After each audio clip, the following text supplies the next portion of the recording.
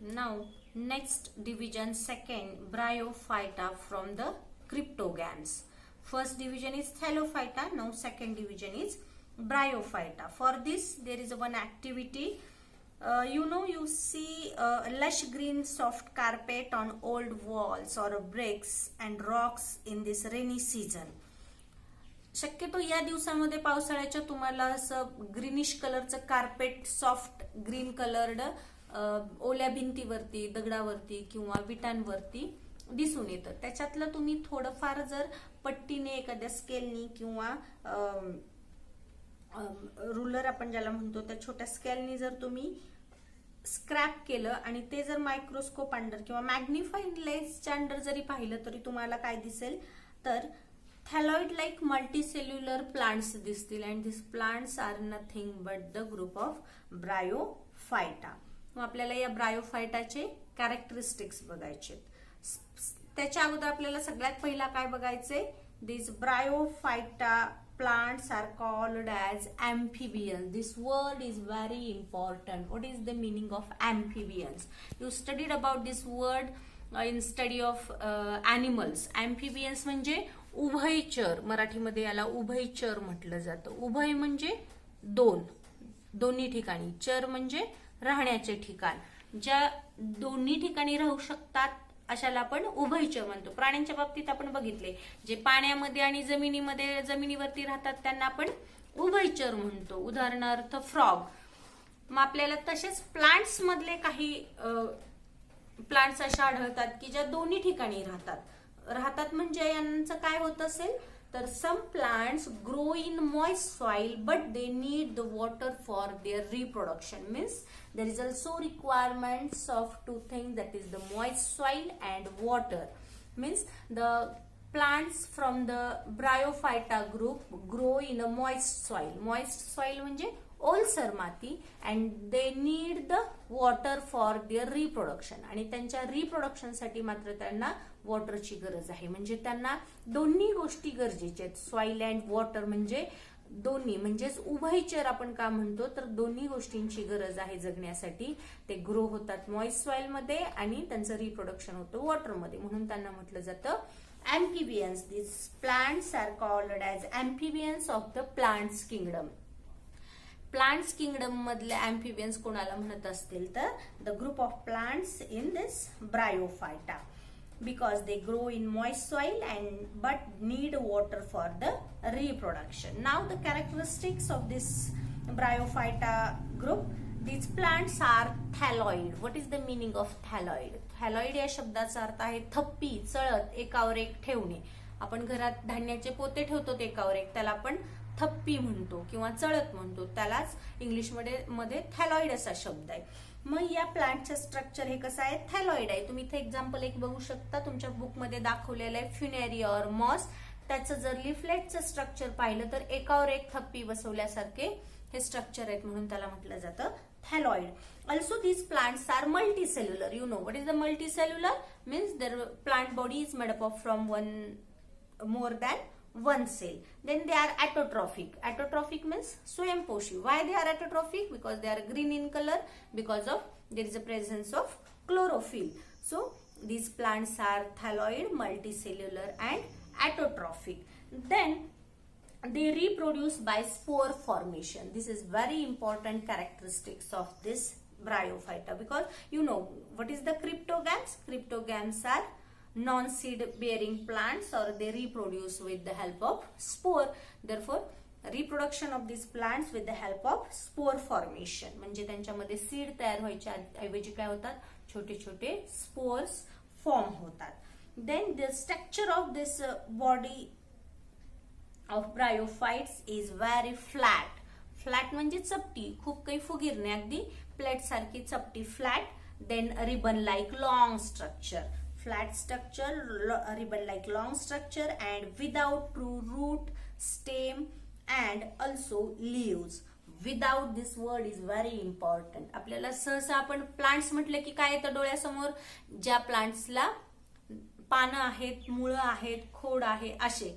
परंतु या Bryophyta group मधल्या प्लांट्स ह्या कशा आहेत, विदाउट ट्रू रूट. ट्रू म्हणजे आहेत त्यांना तुम्हाला दिसायला तिथं पानं दिसतील, त्याला रूट्स दिसतील, त्याच्यामध्ये स्टॉक स्टेम लाईक स्ट्रक्चर दिसेल, पण हे त्यांचे खरे नाहीत, आभासी, दिखाऊ, खोटे आहेत. यांना म्हणायचं without true root stem and leaf like structure, but like root or like stem or like leaves there is a one structure is present. Root like structure is known as rhizoid. आपण original plant मध्ये this is the stem, this is the root of plant, these are the leaf of these plants. पण या Bryophyta ग्रुपच्या plants मध्ये roots original roots नसून ते roots सारखे दिसणारा जो भाग आहे त्याला म्हणायचं rhizoids. Leaf-like parts are also present, or it is also known as leaflets. Then stem-like structure is present, it is known as stalk, and this is the capsule in which the spores are stored. So this is the structure of funaria or structure of mass. This diagram is also very important for you because it can ask in your exam for draw the diagram for 2 marks. So funaria or moss is one best example of this bryophyta. In also your book there is a Mertensia and Anthoceros diagram is given. You can study detail from the textbook. Now next characteristic of this amphibian bryophyta, they do not have a specific conducting tissue. Which are the conducting tissues in plants? There is the xylem and phloem. These are two specific conducting tissues. Xylem conduct the water from the root and phloem conduct the minerals and food to the plant's organ or plant's body. So the xylem and phloem are the specific conducting tissue for water and food. They do not possess this xylem and phloem. Means xylem and phloem are absent in this specific tissues अशा याच्यामध्ये नसतात. So next is an example of this bryophyta. Mertensia, Anthoceros, Funaria moss are the examples of plants of the bryophyta division. This is about the division bryophyta of kingdom Cryptogams. Now next division, third, Pteridophyta. This Pteridophyta spelling in this P is silent, so very carefully you can see Pteridophyta. In this Pteridophyta, you may have seen ferns from the ornamental plants. What is the meaning of ornamental? This is very important. Ornamental. Ornaments म्हणजे काय माहिती आपल्याला? Ornaments म्हणजे दागिने म्हणतो आपण, पण प्लांट्सच्या बाबतीत ऑर्नामेंटल प्लांट्स म्हणजे ज्याला तुम्ही शोभेच्या वनस्पती किंवा ज्याला शोचे झाडं म्हणतात ते ornamental plants in a garden. If you take one leaf of this ornamental plant's leaf, then observe it carefully. At that time you just observe the back side of these plants with this reddish colored spores. These are the spores which are present along a back side or posterior. Back side किंवा मागच्याच बाजूला आपण posterior side असं म्हणतो. So spores are formed along the back side or posterior side of the leaves. The characteristics of this plants Pteridophyta, first is plants from this group have well developed root, stem and leaves. याच्या अगोदर आपण ज्यावेळी पाहिलं Bryophyta मध्ये होते का? नाही. Bryophyta मध्ये रूट लाईक रायझॉइड्स होते, स्टेम लाईक स्टॉक होता, लीव्ज लाईक लिफलेट्स होते, पण याच्यामध्ये वेल डेव्हलप्ड आहेत, पूर्णपणे वाढ झालेले. Well developed root, stem, leaves are present in the Pteridophyta plants. Then also there is the separate tissues for the conduction of water and food are present. Means they well developed xylem and phloem, but they do not bear the flowers and fruits. This is very important point. The plants of Pteridophyta do not bear flowers and fruits. यांच्यामध्ये वेल developed root, stem, leaves आहेत, पण त्यांना फळं किंवा फुलं येत नाही.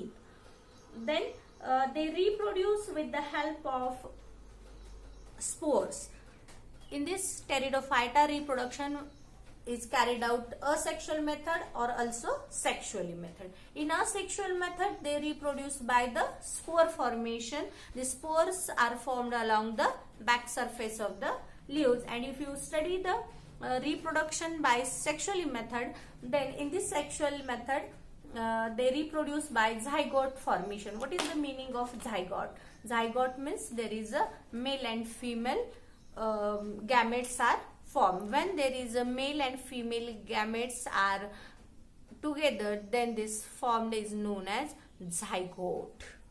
Zygote formation नी sexual reproduction होतं त्यांचं, आणि स्पोर फॉर्मेशन नी asexual reproduction होतं. What is the meaning of asexual and sexual?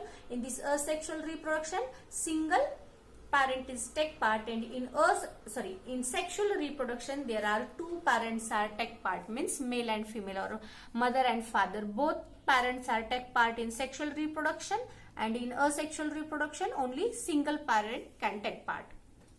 Then examples of this Pteridophyta mainly ferns. Ferns हा एक प्लांट्सचा ग्रुप आहे जे की तुम्हाला ऑर्नामेंटल प्लांट्स मध्ये दिसून येतं. For example ferns like Nephrolepis, then Pteris. In this spelling of Pteris, P is silent, so Pteris. Then Marsilea, Adiantum, Equisetum, Selaginella, Lycopodium. These are the example of this plants from the group of Pteridophyta.